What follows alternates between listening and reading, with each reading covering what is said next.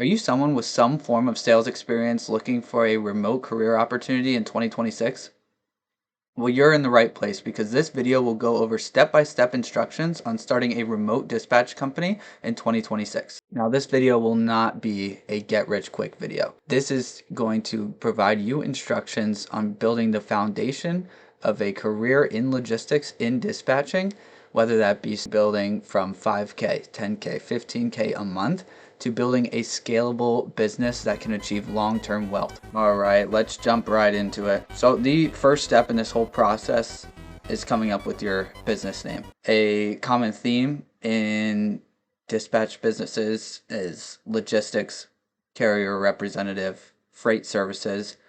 So I would combine a name that you're interested in with something in the realm of logistics. So putting those two together would come up with your business name or terminology. Now you can use a DBA, doing business as, or an LLC. Speaking of LLC, let's jump into how to file your LLC. Now this is very state dependent. Each state will have their own website for filing. Now, if you don't know the process of filing with your state, just do some due diligence and find out how to do so in the state you're currently residing in. Towards the end of that filing process, they will ask you if you'd like to expedite for a fee. In my experience filing, I'm in the state of Ohio. I wouldn't recommend that because it only takes maybe a day or a couple days in order to go through the process just normally. And then once filed, they'll immediately send your articles of organization, and they will also send a checklist upon delivery in some states, specifically Ohio. I know for a fact that they do. Now, once you're done with that, actually, let's go back. Another reason why I wouldn't recommend expediting, because it's only a difference of maybe a day or a couple days, and there's so much other things that you can be doing that can fill that time, where I don't see how it would be worth paying extra. Now we can move on. When it comes to banking, you're going to hear a lot of people recommend getting a business checking account, keeping it separate from your personal finances when it comes to tax purposes. Now, it doesn't necessarily have to be a business checking account. It can be another personal account as long as it is completely separate from your personal transactions, and those business transactions are separate. So let's talk technology needs. Bare bones basics technology that you need would be a phone, laptop, internet, and software. We will touch on all the software you will need on a later slide, but when it comes to hardware, definitely a phone, laptop, and then internet. Speaking of software, let's dive into it right now. This is the core of what you will need. There are definitely a gazillion of other options and software services that you can purchase for your company, but there are unlimited ways to spend money, and I'm going to try to keep it as basic as I can and offer an entirely free version of each software service as well. Now, you will need a website that will basically explain your services as a carrier rep or dispatcher. Those two go hand in hand. The most experience that I have is through Squarespace.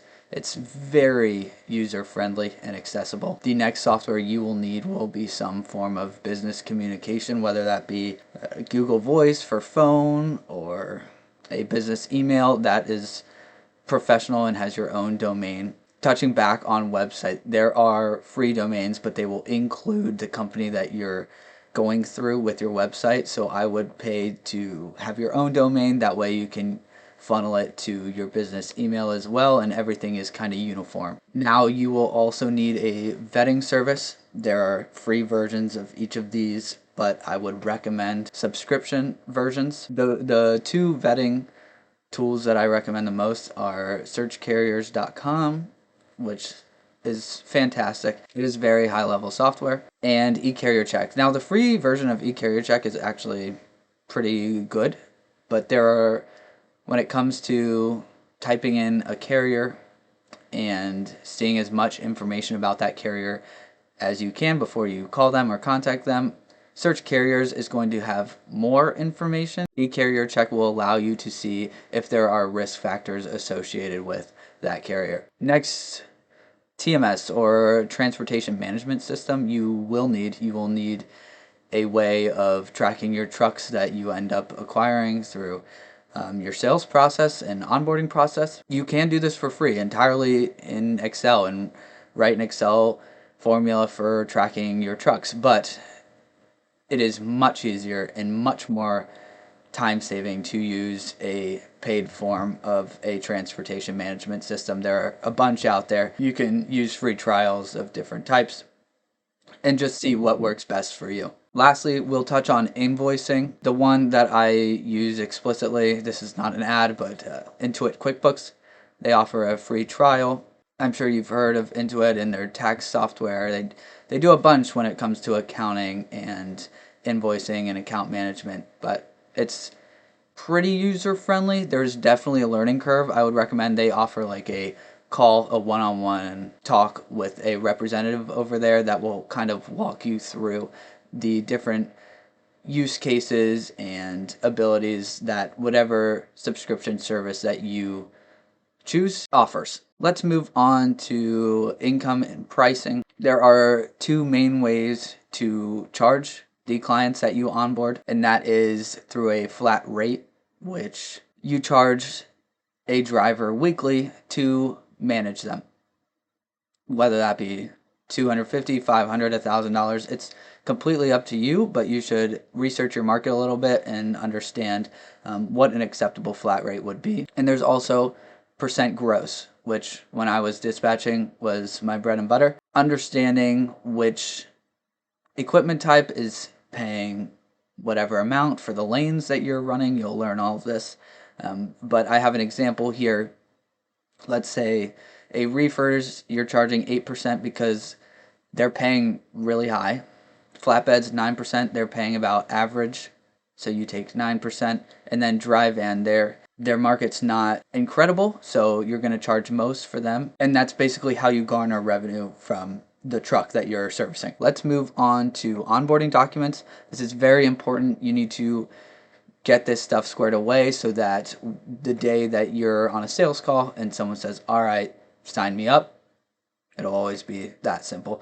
You have all your documents in order that you can go ahead and send them and facilitate that process very smoothly. Now, these documents include a dispatch agreement that'll touch on whether you're going to charge a flat rate or percent gross. It'll also go over your responsibilities and the driver's responsibilities. You also need to send them a limited power of attorney, giving you the power to negotiate on your client's behalf. You'll need a copy of their CDL and insurance as well. Piggybacking off of that, we'll talk sales and sales goals.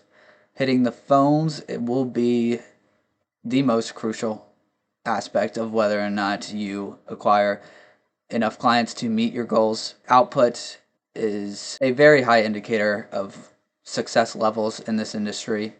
You can be amazing at sales, but if you don't have the output, it's going to be tough for you to get enough trucks to sign up with you, as they're getting contacted from a lot of dispatchers. One thing to keep you accountable is setting daily, weekly, monthly, quarterly, and yearly goals, just to see where you're at through each step. And you can do some research to discover other people's success and their close rates and stuff like that. I don't have time to go over all that stuff in this video, but there will be certainly more videos in the future that go in depth into sales goals when it comes to dispatching. But the formula that I would hold yourself to is having conviction and output. And if you have both of those, you will get results. If you believe in your services and you hit your dialing goals, you will see results. I want to give some form of a example for setting goals. I would set for myself in the very beginning is 100 dials per day. Now those are unique dials, not someone doesn't answer, you call them right back. Those are unique phone numbers, 100 of those per day. And that is a good starting point in your sales journey. Quick side note here. One of the main reasons why we see dispatch companies fail is due to their lack of prospects. That's actually one of the biggest reasons why I started Triton Transportation, and that is to put quality owner-operators in small fleet sizes in the hands of quality dispatchers. If you're serious about growing your dispatch operation, click the link down below, and I can get you your first 5 free prospects on us, and we can continue to provide quality prospects on a needs basis or monthly basis as well. Again, thanks for watching this ad, and your content should resume now. All right, that brings us to the end of today's video. From the very beginning of developing your business name up until setting your sales goals, getting out into the field, and starting to dial. We haven't touched on anything about actually running a dispatch company in 2026. That is going to be part 2 of this video that will come out. So stay tuned for that, and don't forget to give this video a like and a thumbs up. It definitely helps out the channel. Thanks.